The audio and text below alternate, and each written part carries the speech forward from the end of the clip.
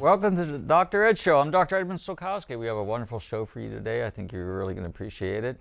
We have representatives of Animal Friends, and we're going to discuss rescuing animals and what Animal Friends does. We have on the far left over there, we have Kathleen Beaver, and Kathleen is the CEO and president of Animal Friends. And then we have sitting right next in the middle is Charlotte Stephenson, and she is a board member and very active in pet rescue. And she has her little dog, Cooper, and we're going to talk about Cooper because Cooper is a special little puppy there. Not so little, but a wonderful little dog. Well, welcome to Dr. Ed Show. Thank you for having us. Thank you.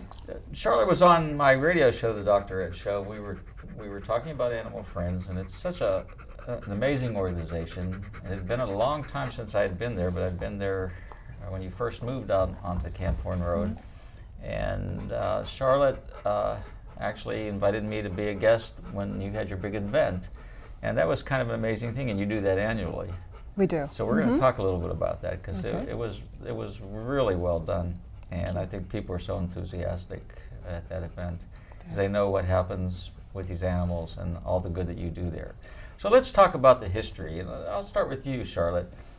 When was Animal Friends founded? How did it get its legs? Animal Friends started back in World War II when there was a great need for soldiers to place their pets so they could go off to war. And in the basement of the William Penn Hotel, a group of people set up an ability to take in the pets of the soldiers, and that's how Animal Friends was started. And that was some 80-some years ago. Yeah, 1941, I guess, right? And you've grown so much since the basement of the William Penn. So where did we go from William Penn basement? What was the next move? Yeah, you know, when we were in the William Penn, we didn't have a shelter. It was really an office, and there were people that we had a file of people who had needed to give up their pets, and we had a file of people who needed pets or who were looking for pets. So there was no place for the animals to be. It was almost like what we call today a foster-based program in a way. From the William Penn, we did move down to Lawrenceville, and we had a temporary space in Lawrenceville down in the city. And then from there, we got our first building in the Strip District. So many people who've been around a little bit in Pittsburgh know Animal Friends as the no-kill shelter in the Strip. And that's key, no kill, because most shelters were kill shelters in this country for a long time. Yeah, they were typically called they were traditional shelters, and that was just part of overpopulation was such a problem many, many decades ago, where there just were far too many animals. Spay-neuter really hadn't taken off yet, so there were many litters being born, unwanted litters being born. So you know, shelters unfortunately found themselves in a position of not having a choice. Things have changed quite a bit now, but that was the unique part of Animal Friends, is we were very progressive back in the day to be a no-kill shelter because that really wasn't done. Well, I think at one time animals, dogs in particular, were just thought as property and really didn't have much value as a family member, and that's totally changed. I know I've grown up with dogs. I've had probably 20 in my life, and we always thought that they were part of the family, you know, and they have emotions, they have feelings, they want love, they give love, and we kind of treat them kind of poorly sometimes. And one of the things I like about what they do in Europe is you can take your dog to a restaurant and have them sit at the table and it's fine. Over here it's like, oh, we can't do that. You know, I lived in, people know it, in Arizona, and Arizona is a very dog-friendly state. And they actually make provisions in a lot of the restaurants and areas that you can bring your dog. You know, most of them are outside patio areas, but still they encourage you to do that. And over here in the state of Pennsylvania, we're still a little bit backwards. Maybe we need to do something about that. What do you think, Kathleen? Absolutely, we are getting much better. There was a big change, you know, about a decade ago, where you saw a lot more of pets as part of the family. And with that came, where can pets come with us? You know, where can they be with us? Obviously, we see them traveling with us now. Look at the explosion in the pet industry now. I mean, not just all these gourmet treats and foods and things like that, but housing and entertainment for them, enrichment. We're learning so much. Pet spas. Absolutely, Yeah. Doggy daycares and Yeah. pet spas and all of that.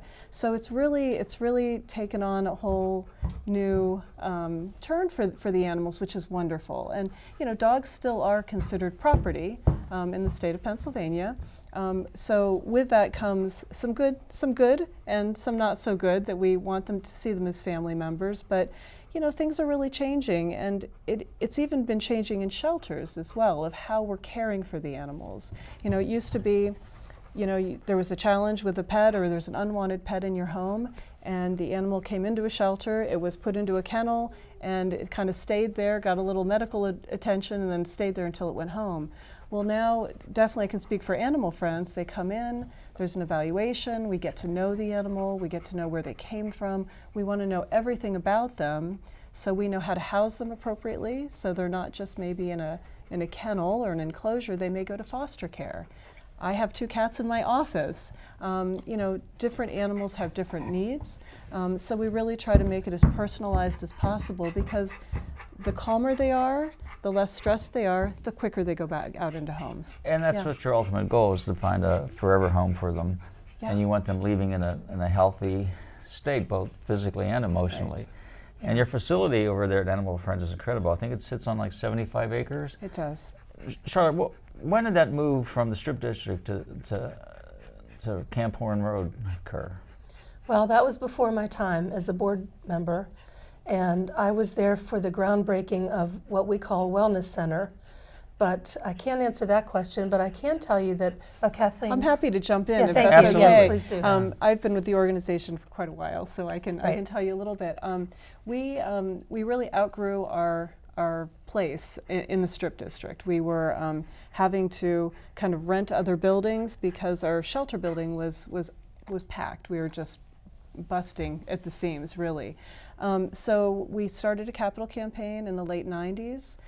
We were looking around for property. We knew we wanted more space and room to grow. We also wanted to stay in the city. We were hoping to stay where our roots were, and we just couldn't afford it. I mean, the property, to get an acre of property in the city at the time was like $1 million. But we found a piece of property out on Camp Horn Road, which is just 10 minutes from Pittsburgh. And right off of 79. Right off 79, 279, 65. It's a beautiful location. And we started with 13.5 acres, and that's what we purchased for, you know, about $400,000, which was quite a steal. And that's where we built our community resource center. So the whole idea was not just to build a shelter, but to build a place that included the community. We wanted them to be part of the solution, part of understanding that it's not just about bringing animals in and adopting them out, but we have to get into spay-neuter. We have to solve some of those behavioral challenges. So the whole concept is, you'll go in and you won't necessarily see a building full of cages. You'll see a lot of human spaces as well. Classrooms and training centers and volunteer centers. It's a place where we want the community to be part of our mission. And that's kind of the impression I felt with everybody at your event. It was the community coming together to celebrate animal All wellness. of our animals, yeah. Yeah. And how long have you been there with Animal Friends? Yeah. I mean, you're at the top rung right now, Right, but right. you didn't start there. I did not. Yeah. I came in actually doing some fundraising for Animal Friends and doing some communications and marketing for the organization back in the late 90s. So I've been there over 25 years and have enjoyed every bit of it. I've been in nonprofits before, but my passion is really animals. And what started that passion for animals? As a kid, really. I was one of those crazy kids that had every animal known to man. I had, you know, snakes and birds and snails and, you know, hamsters and gerbils, and just always loved animals. But I also had instilled in me from my parents was a real passion for the community and making sure that our community was well. So I knew I wanted to go into nonprofit work. So I worked with the arts a little bit. I worked with some disadvantaged children, but my passion was really to work with the animals and try to save lives. So that's where I finally found myself and my calling. Incredible. Yeah. And then, so you stayed with Animal Friends and eventually rose up to be the president and CEO. I did. Yeah, I did. that's a And lot of responsibility. Yeah. I mean, just to oversee that facility, it's amazing because you're not one building, you're several buildings. we are, and that's what Charlotte started mentioning is after the main community resource was built, in about 2015, we had the opportunity to purchase more land. So we added land, and that's when we expanded to 75 acres, and it brought in the Animal Wellness Center, and I can let you talk about that. So I'd like to go back just a little bit because we talked about the no-kill shelter. And when I was growing up, we always had pets, dogs. And at one point, we didn't have any. And my father didn't want another dog. So I went and got a gerbil. And the gerbil got out of its cage. And I couldn't find the gerbil anywhere. And finally, my father called me into his room, and he pulled back the curtain, and there was the gerbil. And he said to me, "Go get a dog." So anyway, but I had always wanted to be involved in animal rescue, loving animals, and I always heard that Animal Friends was a no-kill shelter, which I had a very busy life, but I decided when I had the time, I would like to dedicate to Animal Friends. I actually had a pet sitter who was a volunteer at Animal Friends in the Strip, and she was a writer too, and she wrote mystery books. And her name was Trudy Lebowitz, and she would take care of my dog while we were on vacation. When I'd come home, I would read a book about my dog. Huh. And I always loved what she did, and I always had a thought about Animal Friends as a no-kill. So I got involved. And since then, I can tell you that there are so many opportunities to do work with Animal Friends, whatever your interest is, any end of the spectrum, whether you like to work with animals or whether you would like to organize things. We have a food pantry essentially for animals called the Chow Wagon, and we need people to help with that. So if anyone has an interest, there's always something that you can find to do. We'll talk about that. So right now you've been on a board, and how long have you been on the board? This is my third term. Third term. And a friend of ours is a friend of mine, Sherry Levin Everett has been on the show. It's been a while, but she's been on the show before. And she's a board member as well, and Yes, very she active. If you go to her house, you trip over dogs. and you have a few of your own. I have three. I have 3 rescues, and Cooper is my latest. So let's talk a little bit about Coop here. Okay. So Cooper is a rescue, but he's a special rescue. He's a very special rescue. So being on the board, I get emails. And 2 years ago, I received an email from a fellow board member about a dog that had been dumped in the woods in Katanning. And that's what people do. That's what it's most amazing. My sister at one time lived on a dead end road, and people would just drop their dogs off and leave. And she had taken a couple in and made them her pets. But the mindset of somebody to do something like that. Well, unfortunately, since those days, it is a criminal offense to do that. And if you're caught and arrested, you will have criminal up to misdemeanor and even sometimes felony charges. So in Cooper's case, I got an email that a dog had been dumped in the woods, and a mail carrier had seen him and tried to get him into his truck, but he was too afraid to go to the mail carrier. And so he took off, and an organized group of volunteers with the leadership of the humane officer out in Orphans of the Storm in Katanning. Her name is Chris Jurek O'Donnell. And she led an organized group. For 3 weeks, they tried to catch him. And the weather then, it's freezing cold out now. That's how it was 2 years ago at Thanksgiving. And they put a cage out and they baited him with food, and he wouldn't go in. So 3 weeks later, he disappeared, and they gave up. They took the trail cam down, they took the cage away, and they said he would have never survived. And I had reached out to the humane officer who I didn't know and said, "Look, I'm in Pittsburgh, I don't know if I can help, but if there's anything I can do about this dog, let me know." And I literally was praying for this dog. I get a lot of emails, but sometimes there's a story that just captures your heart, and Cooper did mine. So what happened was, Christmas Eve, this is 6 weeks later, he was seen outside a trailer of a lady who had a little dog named Snowball. She put Snowball out to let Snowball go outside, and she looked, and there was Cooper with his nose to nose with Snowball. So he was too afraid to go to a human, but he went to a dog. And she tried to get him into her trailer, and he wouldn't go in, but he slept outside that night. And the next morning, she was able to get him into her trailer. He had an inch of ice on his fur, and she called the humane officer and said, "I have your miracle dog." So he survived 6 weeks. Amazing.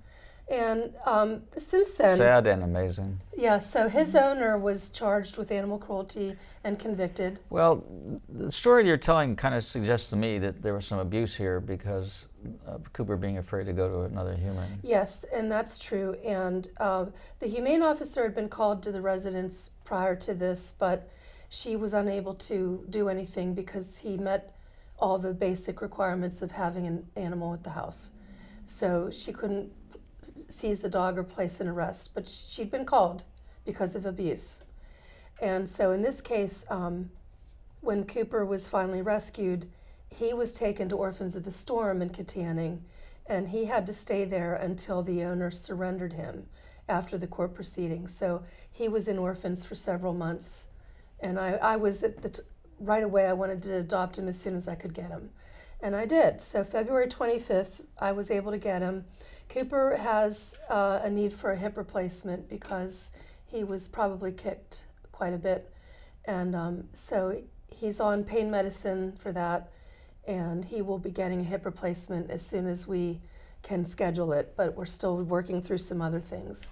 And you brought him home, and you had 2 other dogs as well, and they all got along really well. They all got along really well. They're all rescues. Sometimes I think rescues have their own language where they know, hey, you know, we're safe. let's celebrate. You know? Yeah. And but Cooper, what someone said to me, one of my fellow board members said, you know, he'd make a great therapy dog because he's large. People in wheelchairs could reach him and pet him. And so I took him through the Animal Friends Therapet training program, and we took a test and we passed. I was worried that I wouldn't pass and Cooper would pass, but we both passed. And currently what we do is we are a Therapet team, and we visit the Southwest Veterans Center, and we visit veterans that are on hospice with Gentiva Hospice. So Gentiva Hospice had put out a request for a Therapet team for their patients, and no one was taking it, so I decided, well, this is where the biggest need is. No one wants to go to the hospice, so that's what I'll do. So Cooper and I do that. So Animal Friends offers a program that actually certifies a therapet. We Would do. you tell us a little bit about that? Yeah, we have a certification program where, you know, it starts with, we have a lot of interest. A lot of people are very interested in doing this program, but it takes a very special animal to be a therapist. It's a certain temperament that they need to have to be able to be calm and to be able to work with the people, because they're seeing students as well as people in hospice situations and nursing homes. So it's a wide variety. And the great thing is, before I get into certification, which you've been through it, so you can talk firsthand about it, but it's not just dogs. We have therapets that are dogs, we have therapets that are cats, and we also have a therapet that's a rabbit. I was going to say, do you have a rabbit? Because I know you've taken rabbits at Animal do. Friends as well. We do. So we have a program for all of them, and you know, it's a thorough screening process, and it's also a thorough training process. You train not only the animal, you train the owner. We're probably training the owner more than the animal, to be honest with you. That's usually how it is. They're not the issue, it's usually us, right? Yeah, so I don't know, Charlotte, if you want to talk a little bit about what you went through. Oh, sure. It was a 6-week program, and we practiced in a large room with all the other dogs that were enrolled. And so we learned how to maintain our space from other animals. If you're on a site, you don't want them commingling, because you never know when things could heat up a little bit and dogs might not get along. But so we learned a lot about how to enter a facility, how to sign in with your animal, how to do the visits. They had mock visitation where volunteers come, and one is lying on a cot, another one is with a walker, another one in a wheelchair, and you navigate your pet around those situations so that they get experience doing that. So they really have everything that you might run into prior to going to a facility to visit people right there at your fingertips to practice with. They even teach you something called leave it, a command leave it, so that if a pet goes into a facility and they might be attracted to something that's on the floor or whatever, you can tell them to stay away from it. So he learned that, and I would say that was the majority of the work. But we do other kinds of therapet work too. One is we went into a school and for a reading program. Some children have difficulty reading, and so they'll be in a supportive reading program where if they can read to a pet, a dog or a cat, I guess perhaps, that it's a non-judgmental audience for a child to read. So Cooper has gone to an elementary school too for children to read to him. And they get on the floor with him, and they ended up making him cards the last time we did that and drew his picture. It was really cute. And I'm sure he's absolutely loving it as well. He is, and I attention. think the best thing of all is the fact that this was a dog that was thought to be worth nothing, discarded, and yet he is giving back so much to everybody. Yeah. And that giving back is so important. You know, as you mentioned, the literary support is called our PALS program, which is what Charlotte was talking about when we go into schools and help those kids feel comfortable when they're practicing their reading, and it really helps them and create that bond. But you know, there's you know, these therapets animals help us with when we go out to do events in the community because they're comfortable with people, so we can have them go there. Also, when the Tree of Life shooting happened, you know, there was a lot of you know, a lot of grief in that community, and a lot of our therapets teams went into that community and helped heal them through that process.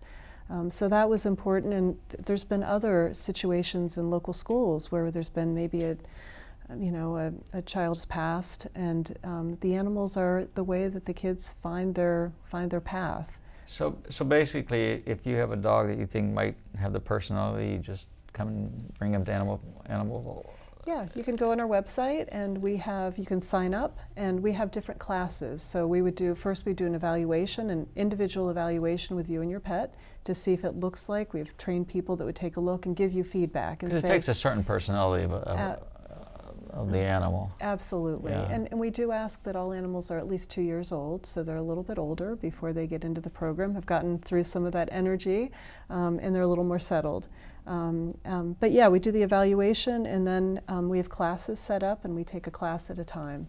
And then they go through the 6-week course, and then we have a graduation, and on they go. Yeah, there's no question Animal Friends is multifaceted. You're not just doing one thing, you have several things going on. And with the hospice, I have to say, sometimes people have limited capabilities, and just touch is important to their brain stimulation. And many of these veterans had pets at their homes. They cannot have their dogs with them now. But the fact that he can go in and they can touch him and pet him, it's just soothing to them. So. Yeah, petting a dog or even a rabbit is calming and soothing. It's incredible, and it takes the focus, I think, off of you. Absolutely. And puts it on the animal, Yeah. and the animals eat it up. Yeah. You know, They so do.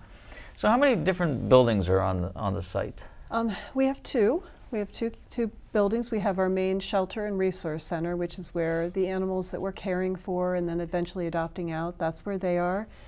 We have some other programmatic spaces in our main building, but then in 2017 we opened our second building, which is our Animal Wellness Center.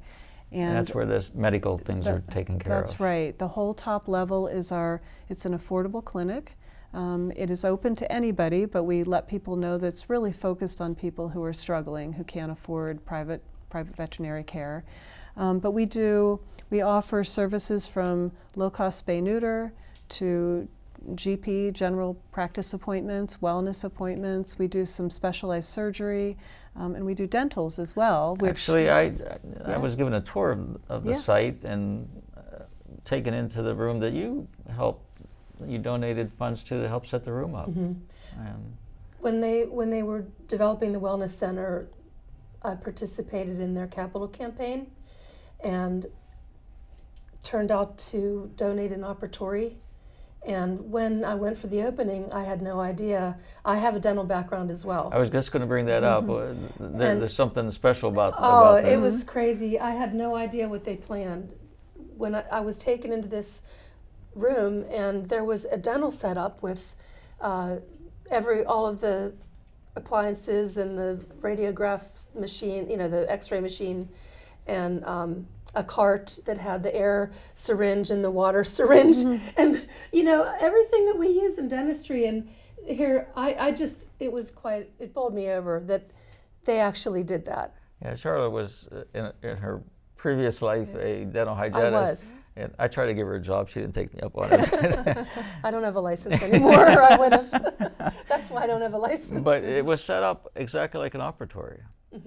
Yeah, it looks just like a dental operatory that Yeah. you would see in regular dentistry. Yeah. So, and what people don't understand is oral health is so extremely important for systemic health. All disease starts in the mouth. Absolutely. And you can cure disease by making the mouth healthy. And dogs have special issues, especially the smaller dogs, and they develop gum disease and they lose their teeth, and then they don't eat properly and they get sick.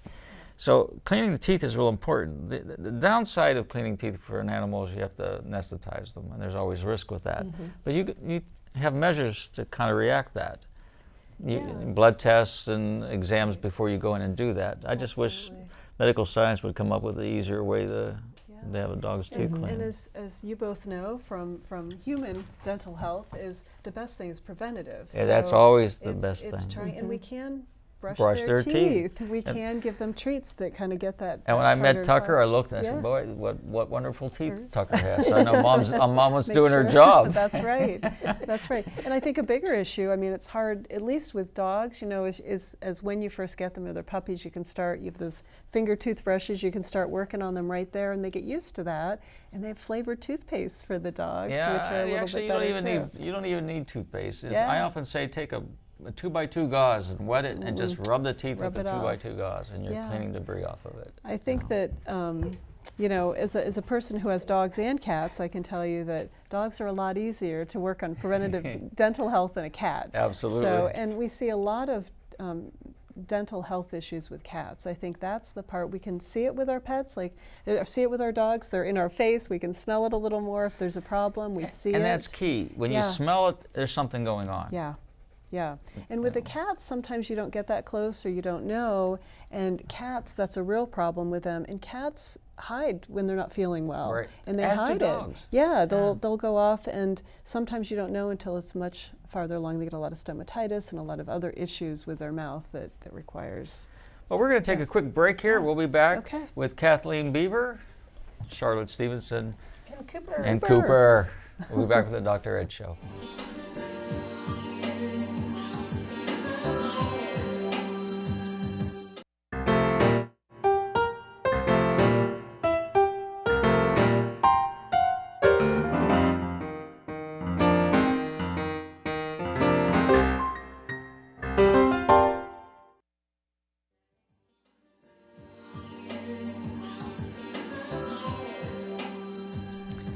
Welcome back to the Dr. Ed Show. I'm Dr. Edmund Sulkowski, and we're here with two wonderful people who support and work with and for animal friends, helping people like little Cooper over here.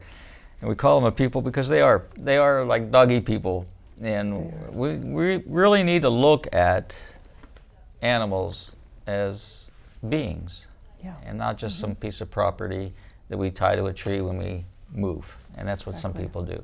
We're here with Charlotte Stephenson and Kathleen Beaver from Animal Friends, and we're talking about what they really do at Animal Friends. And one of the things that we were talking about before our break that I think is really important is your medical facility there. So you focus on spade and neutering, Kathleen, and why is that so important? There's a couple reasons. One is it really started as a way to end pet overpopulation. There were just too many puppies and kittens. As much as we love the puppies and kittens, there were just too many. And in some parts of the country, puppies and kittens were being euthanized because there were too many. Now we don't have as many problems with puppies and kittens in our area, but we still need to make sure that that the population is controlled. We still do have what's called a kitten season. It used to be just kind of in the summer months when that flood of kittens were being born. Now it's stretched out a little bit. It's not quite as intense, but it runs throughout the year. And a lot of those are the outdoor cats or the community cats that are still kind of procreating. And we need to get those cats in and get them spayed and neutered. Because if not, what's created is something called a feral cat. Yes. And what is a feral cat? Yes.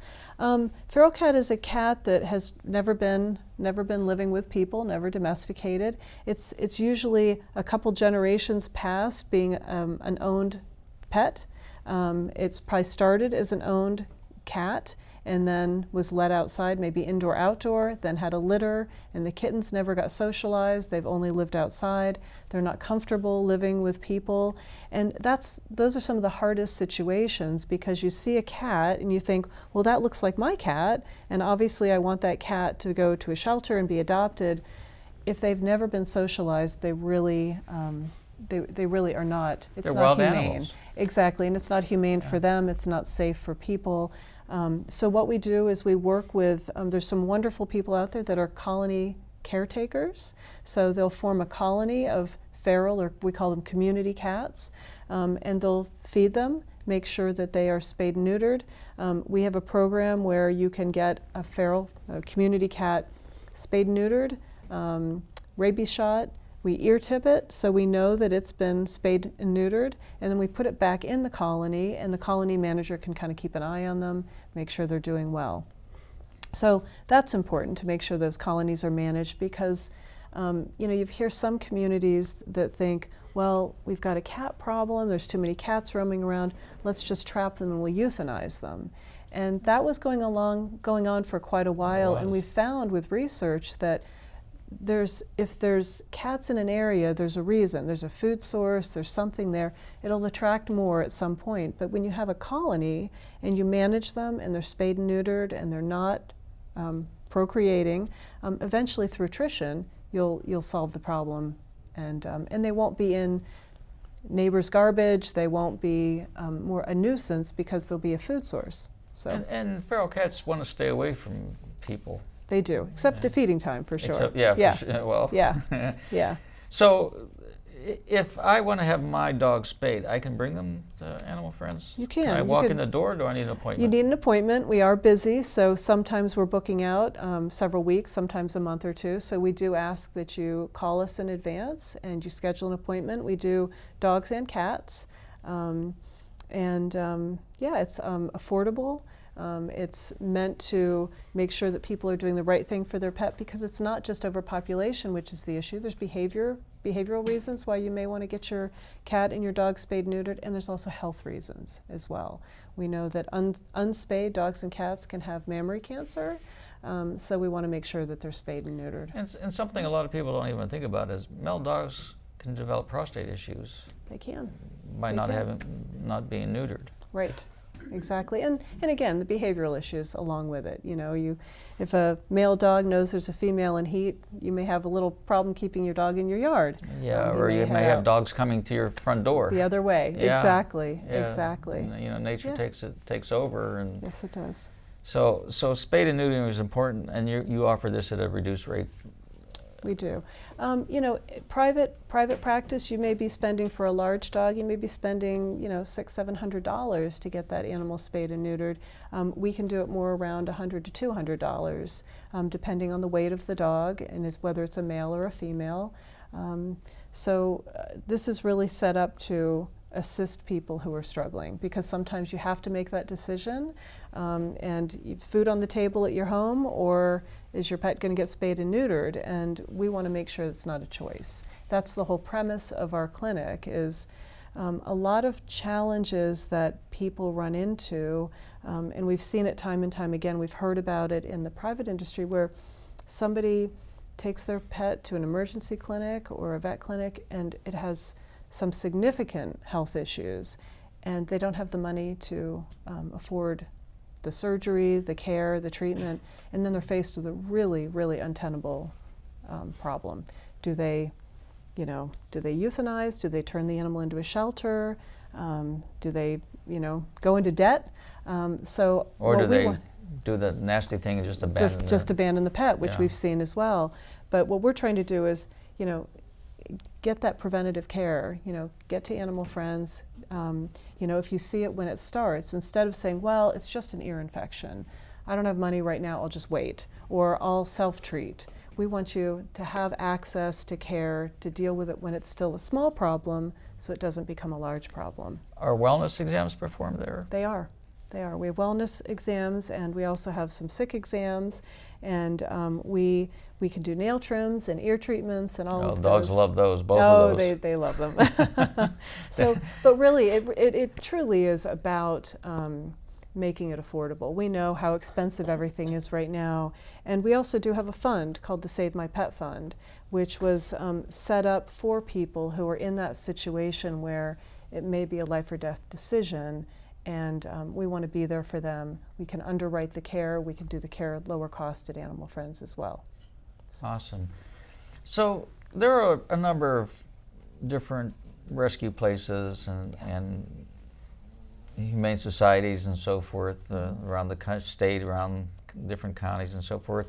Do all of you work independently? Maybe you can talk about that. I would say that one of the best things we do is we work collaboratively. For example, Cooper's, the humane officer that transported Cooper out in Katanning was using a van that was donated to her by Animal Friends. We had an old vehicle that we needed to replace, so Kathleen was kind enough to offer that to the humane officer. And when I went to see Cooper when he was in the facility at Orphans of the Storm, we took a couple of cats up to the Indiana County Humane Society because the Orphans of the Storm couldn't accommodate those cats. So we did a run and took cats up to Indiana. So these agencies work closely together in a lot of ways, and it's the only way we're going to make it work. Yeah. I think. What's interesting is sometimes shelters, we worked with shelters in outlying counties like Greene County, and sometimes they have an animal that is, not, they're having trouble with the adoption of it. Well, we bring it to Animal Friends, and our adopters maybe are looking for a different type of pet. The animal may go very quickly. I mean, here's a great example. Typically, we would bring in some beagles from. Sometimes if people got a beagle for hunting and it wasn't a hunting dog, then it sat and nobody wanted to adopt it more in an outlying area. We brought a beagle, and people like the smaller dogs at Animal Friends. We could adopt them out fairly quickly. And then sometimes our bigger dogs, where they needed more space, larger yards, sometimes we could do a swap. Because there's a match to the proper home. Absolutely. You just don't say, here, take a dog. Right. Absolutely. A large dog needs a bigger yard. Smaller dogs need a little more protection, maybe a fenced-in yard for sure. Or if somebody has 5 dogs already, you have to make sure that the one dog is going to fit the pack. Exactly. There are a lot of concerns. Yeah. Kids having toddlers might be an issue. I mean, you really have to work through that in order to adopt the dog out. And it's really the beauty of Animal Friends, and I know other shelters do it as well, but we have such a great team of volunteers and staff that are very talented, experienced, and credentialed. So my next question was actually to tell us what the volunteers do and how do you become a volunteer? We couldn't do what we do without our volunteers. We are so blessed. We have about 1,500 active volunteers at Animal Friends, and they do everything. That's a lot. Yes, and they are welcome in every part of our organization. We don't have any areas that we say are off limits. It may require some extra training if they want to volunteer there, but from walking dogs to socializing cats and bunnies, which is the traditional way that people come to Animal Friends to volunteer, but they are also helping in our clinic. Sometimes they are helping with events. They are helping administratively. They are doing laundry for us. They are helping with a feeding protocol. We have greeters at our main lobby that are volunteers as well. So there's always cleanup, everything. Right? There's always cleanup. There's always cleanup. And it's not just individuals. We also have groups from schools come in to volunteer. We have businesses that want to do a day of service, kind of as a team building for their company. You can set up a half-day program with us and get to know the animals, maybe do some landscaping for us, and it's a nice team building day as well. So it's both service and education. Absolutely. And that's one thing that always strikes me. Sometimes people don't really understand that animal rescue is really people rescue. We're building a stronger community and serving so many through the work we do. It's not just about an animal. And one of the programs we have is a lifesaver program. So let's say somebody's an older American and they're lonely and they'd like to have a companion animal, but they think to themselves, oh, I'm too old to adopt because chances are I won't outlive my pet. And that is actually a big concern. And our program is, if you enter that program, we guarantee that your pet will be taken care of after you go. And we follow up with phone calls, we do visits. So it's a sure thing. So that's a lifesaver program. So that gives people peace of mind. So I think it's just amazing sometimes, all the work we do, how much our veterans benefit from it and others. So how many people sit on the board? We have about 24 board members right now. We can have up to 30, but we have 24 very active, passionate board members right now with all different backgrounds. And you have this wonderful gala that I attended with Charlotte, and it was absolutely top-rate, first-class, fun, great band, great food, and that takes a lot to put together. It does. And you do that annually? That is our big annual event. That's called Black Tie and Tails, and we've been doing it, my goodness, 25 years, 26 years I think this one was. And you know, it was an award-winning event as well throughout the years, and we used to have it in different areas throughout the Pittsburgh area. But then we decided, you know, a lot of our people that were coming to the event, a lot of our guests, we talked to them and they said, you know, I've never been to your facility. And we're like, well, that's crazy. Let's have it right at the facility. So we tent, as you saw, we put up lots of tents, and the buildings are open. These were tents with skylights. They were skylights. That's right. It's not your typical tent. It's really beautiful. We work with an event production company called Lux, who does an amazing job, and they make sure that the catering is just right and the tents are just right and the music is perfect. And then we supply the mission and the passion and the animals, and we make sure you're having a great time and having maybe a little drink, but you're also learning at the same time about why it's important to support what we do. As I said, I'd been to Animal Friends one time years ago, and I had no idea, because I would drive past there, Right. and you know, I would see that beautiful bridge you have to get it over the little crevice down there, Yep. and I think there's a creek down there. There is, yeah. But I never imagined what was going on up in there, and it was so different than the one time that I had been there. Yeah. And it's absolutely amazing. And Thank then you. even the shelter part of it, each one of those dogs had their own rooms, not their own cage, Right. but it was their own rooms. Yeah, you know, it is an amazing, busy, bustling place, and there's a lot of different programs that go on, both for the animals, but people too. As we were just talking, we also offer classes, so you can come and do some dog training. We have bunny yoga that you can come and do. Tell us a little bit about bunny yoga. Well, it's I've really not heard that one before. You haven't heard this one. We talked about dog yoga, but it's really yoga. We open it up and people can come to our yoga. We have a yoga instructor that comes, and really then we let our bunnies out. You know, the bunnies go in the room and they're hopping around while you're doing yoga.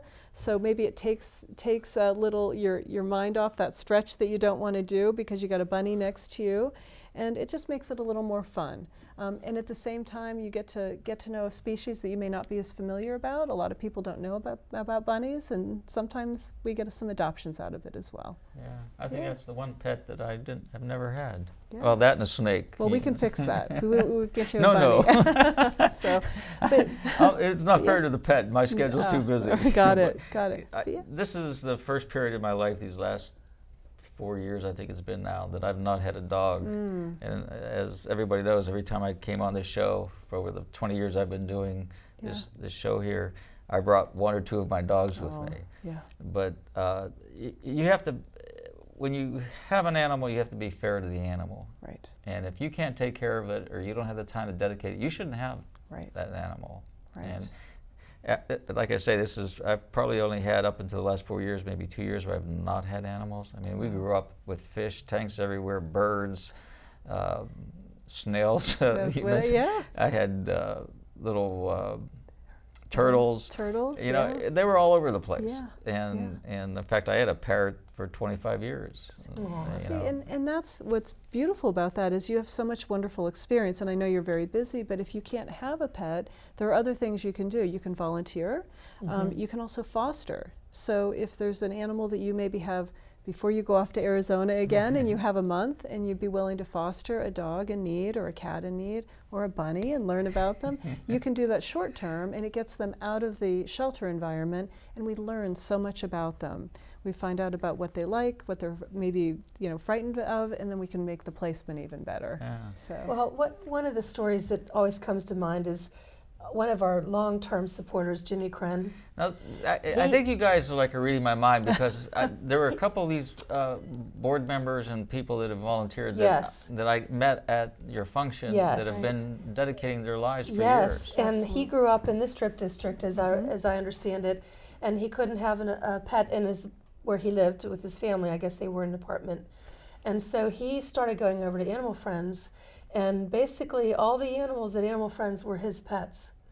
And he, to this day, is a big advocate for animal rescue and has several pets. But Jimmy has been a lifelong animal advocate. But those, as a child or a teenager, this was his way of having an animal, was to go volunteer and to go walk them, things like that. And you need walkers. Dogs they want to get out and walk. hey, our dogs get out a minimum of 3 times a day that they're walked, and on top of being walked, we have an enrichment specialist on staff, and her role is to make sure that these, and really it's all of our team, but she heads it up, where they need more than just the walk. They also need to use their brain, because being healthy is not just your physical stimulation, it's your mental stimulation, Right. especially for animals that are in a shelter. So we have games, we have lots of little activities that volunteers can make. A lot of our students make toys and treats that they have to work at to play with, and it's for the bunnies and the cats as well. It can be as simple as pipe cleaner toys, it can be bottle caps, or it can be, we make little sushi rolls out of Timothy hay for the bunnies, since they have to work at it.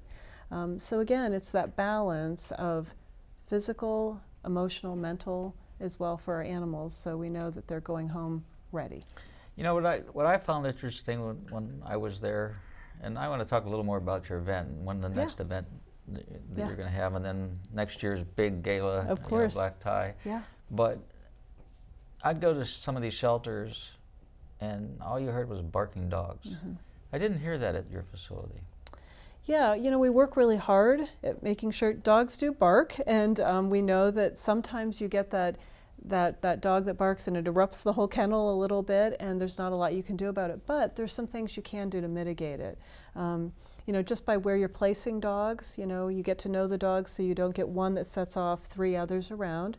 Putting up barriers, a lot of times when dogs are looking at each other across an aisle, that's going to incite them to bark at them. So we also have downtime at our kennel. We make sure that the dogs aren't constantly active. So there are times during the day where even staff are not in there. It's their time to rest. It's their time, so they get on a schedule and they get used to that. And dogs do work better, more efficiently when they're on a routine. That's right. So That's do right. we, I think. Yeah. We do. And I do think that some of the other things, we're always moving ahead at Animal Friends. I think we're very progressive in our thinking. For example, it used to be that if somebody wanted to go and look at the available dogs for adoption, or cats or bunnies, they would walk into the cage area, and that would get everybody going. Everyone would start barking and a lot of noise and carrying on. So we're finding that it's better to show them behind the scenes on an iPad or something like that, so they can see the animals before they might do a meet and greet. And we have a separate room for a meet and greet, so we don't take people into the kennel area. The dog comes to them. And so those are some of the things that we're doing to try to keep the dogs calmer. Even at the Black Tie and Tails, in the past, we had our rescue animals available for adoption there to greet our guests as they came in and so forth, but we realized that's stressing them out. So this time around, we used our TheraPets as greeters. And so we're evolving over time. Yeah, I was able. I know it was kind of off limits, but I was taken into the kennels and Did the got tour? to see it. Yeah, it was kind of amazed me how efficient everything was and how pleasant everybody was. Yeah. We have You know? again, we have a very nice team. They make the difference. They really do. So what's The an experience. upcoming event that's happening? Well, through the month of December, obviously it's a big fundraising month, so we'll talk a little later that we certainly need support. It costs money to manage the medical and all the care and all these programs, so I'm going to give a pitch that it's a great time of the year to give, so please consider a gift. But also, we're doing underwritten adoptions for the month of December, so if you're looking to adopt, it's a great time to come to Animal Friends. We've gotten some support from Subaru. They do their Share the Love event, and we got a nice donation from them, so we can underwrite the cost of pet adoptions for the month of December and try to get as many of these guys into homes for the holidays. So typically when you adopt a dog, there's a fee to cover the cost of maintenance and so forth. And Right. and- Right. and now, being that Subaru has underwritten that, it lowers that cost. That's right, and some of them are at no charge at all. We obviously ask people if they'd like to pay it forward for others or make a donation to help the care, because usually, well, in just about every case, the adoption requested donation is not at all covering what we're putting into the animals. So Yeah, no, it's expensive. And It we don't is. get any funding from any any federal or state state, agency. yeah. It's all a nonprofit that we raise all the money ourselves. And that event that you have, the Black and Tie, Back to- is a big part of that. Yeah, that's our largest fundraiser. We usually raise about $800,000 at that event. So that's a big one. But our budget is, for next year, we already know it's going to be about $8 million. So it's a lot to run this organization. And there are many ways that you can contribute. So obviously just general gifts, running an event, and leaving, as we talked about the Lifesaver Societies, we get a lot of funding as people leave Animal Friends in their estate plans. You gave an award to one of your board members, I believe he is, but he's a big donor. His name, I don't recall. Bob Fragasso. Yeah, Bob Fragasso. Yeah. Yeah, and he's pretty active in the Bob has Animal Friends. Bob has been at Animal Friends longer than I have, and he is talk about like Jimmy Crenn, an incredible lifelong supporter of animal welfare. He is wonderful at Animal Friends. He has been our treasurer. He runs our major gifts program and development as a board member, and but it's not just Animal Friends, and that's the beauty of Bob is he. It's about any animal in need.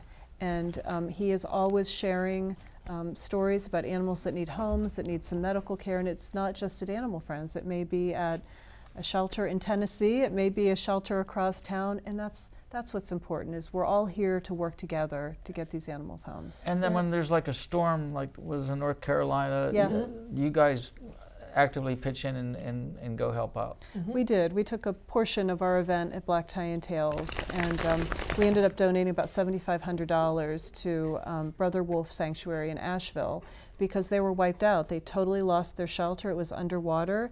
And we thought, here we are, that same weekend as you were there, we're enjoying this beautiful event. We had beautiful weather, and they were struggling with, they had nowhere to put their animals. So the least we can do is help them. And I believe it comes back around. And if we Yeah. ever need, I know people will help us as well. And that's the community you talk of. Yeah. We're going to have to do another show. We've got a couple minutes left, so I want everybody to know where you are and how they can get a hold of Animal Friends. Yeah. Animal Friends is located just north of Pittsburgh on Camp Horn Road. You can, Google us is the easiest way. We'll come right up, and you can visit our website. But you're welcome. We're open 6 days a week. We are closed on Mondays, but stop by. You can take a tour of the shelter, and through the website, get involved as a volunteer. You can come to some of our events or our programs. We do have a bowling event coming up in February, and then we have another bingo, Bow Wow Bingo, on March 15th, and then golf in June, and then we come back around to our Black Tie and Tails the end of September. End of September. Yes. Awesome. Yeah. Parting words, Charlotte, on what value has you helping out with Animal Friends brought to your life? Oh, so much. In fact, we're talking about Bob Fergasso. I've never met a more wonderful person, and that's what I love about being involved too, is the people on our board, our volunteers, our staff, are all great. And if you know, it's inspiring to be around people like this, Kathleen and her staff. So those are my parting words to get involved if you want to be in good company. There's lots to do, and you can have a lot of fun too. I always say, if you find around somebody that doesn't love animals, you better run the other direction. There you go. Yeah. There you go. Well, I want to thank so much Kathleen Thank Beaver, you for having us my today. friend Charlotte Stephenson, and of course Cooper has been terrific. You know, what you didn't see during our break was all the kids came out were fawning over Cooper here, and he was just tremendous. Good dog. Remember, healthy pet is a happy pet. When you're healthy, you're happy as well. Also, you can listen to me live every Saturday morning on AM 1250 The Answer, 92.5 FM, and on many sites such as rumble.com, where our show gets converted into a podcast. Thank you so much. We'll be back next time. God bless. Thank you.